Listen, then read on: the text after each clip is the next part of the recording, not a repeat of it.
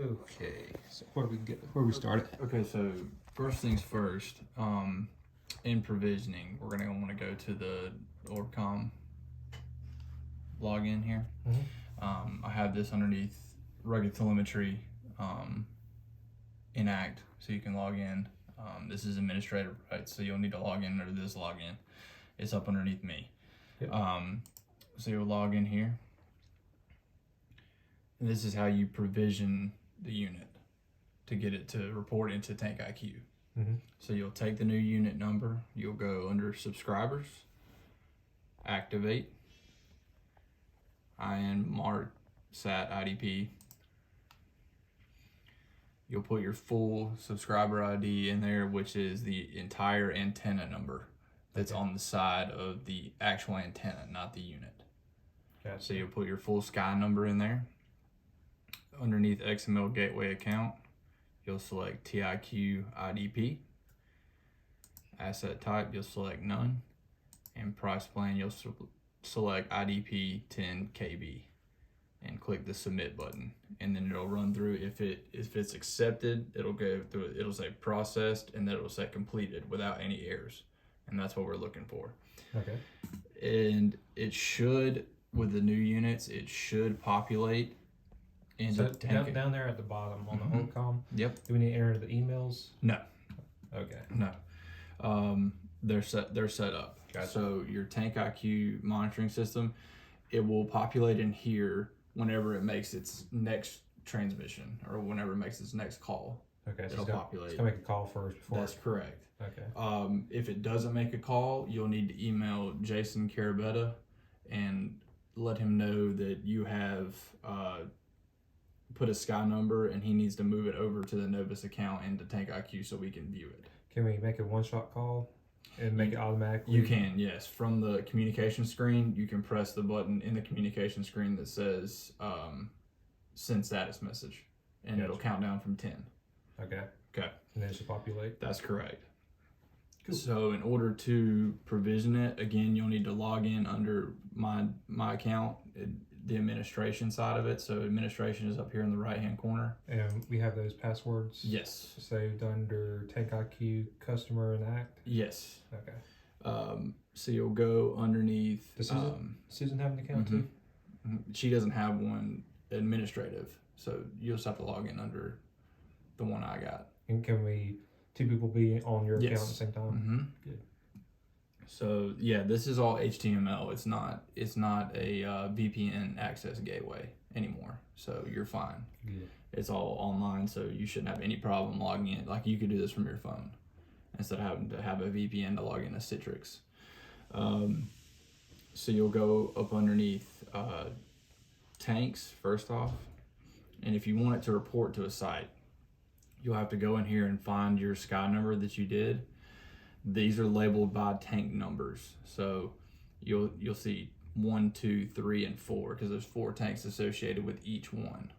Okay, so you find your Sky number here. So this, let's just say the OA5A-1 is the one that you want, and you'll go to Actions over here in the right corner, Edit, and this is where underneath tank name, in order to get it to populate in AIMS, you'll have to change it to the specific site number. So let's say you're going to change it to a test site. So this would be where you would put, if we're going to put it on O1 or NOVA17, you would go here and you would change that to 6501-01. Yep. Has to be, you have to have the -01 on there because that way it'll take tank, it's saying tank 1 will report directly through this into AIMS. And this is how you get it to report into AIMS. Gotcha.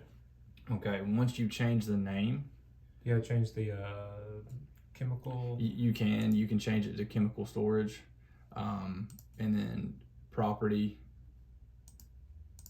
You can change to Alamet once it's spanned, but it's spanned for water right now for testing purposes. And that can all be done from the face of the unit. Okay. That's when it needs to be. It needs to be done from the face of the unit. Gotcha. Okay. You'll go up underneath, once you change the name, you'll go up underneath asset groups. You'll see this line here, Novus, actions again, add remove tanks. and this is where, see underneath tank list, you got a total of 5 tanks. So these are the 5 tanks that are reporting into Ames currently. Mm-hmm.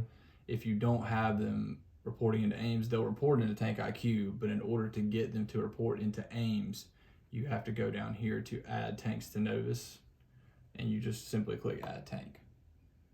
Cool. And it'll start reporting into Ames. So we'll originally set it up as water, Correct. and then we'll do add tank, report to Ames. Correct. And then if we want to change it later on to, I'm assuming we put that in stock, Mm-hmm. and then later on, if we want to change it, we'll just click on the tank and then edit. That's and correct. change Yeah, the you want to tab. do, for now, you want to do everything from the face of the unit. That's how you get it to actually work. Okay. Do it from the face of the unit. Gotcha. Supposedly revision 2 of this, you're going to be able to edit in here, and then the next call out it makes, it'll take the spans that you've given it from here. But for now, we have to do it directly from the face of the unit, which we need to do that in general. We just need to do it all from there, Gotcha. and we can edit it as we go. Cool. So that's kind of it as far as provisioning. Everyone we have now has already been, so everyone we have back there is updated in here. Gotcha. So it's as simple as figuring out which side it goes to, going in here, changing the name. You don't have to go through the OrbCom portal. You go through and change its name, and go ahead and set it up for. They're already set up for tank 1 element only. Make sure you have the right PSI sensor, and then it's as easy as just shipping it out. Cool. So that's Easy enough. it's pretty easy. It's like I said, I think it's easier than it has been. I thought